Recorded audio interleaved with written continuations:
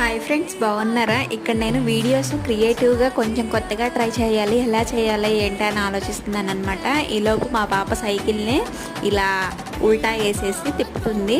మనం క్రియేటివ్గా ఆలోచించే కన్నా పిల్లలైతే కొంచెం ముందే ఉంటారు దానికంటే.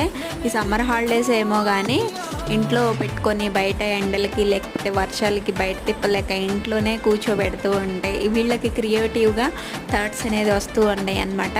నాకేదో యూట్యూబ్ పిచ్చి పట్టి అన్నీ ఇట్లా ఎక్స్ప్లోర్ చేస్తూ ఉంటున్నాను కదా, అదేవిధంగా ఈమె కూడా పక్కన ఉన్న వాటర్ బాటిల్ ఇంకా తను ఆడే కొన్ని బొమ్మలు అయితే ఇట్లా చూపిస్తూ ఉందన్నమాట.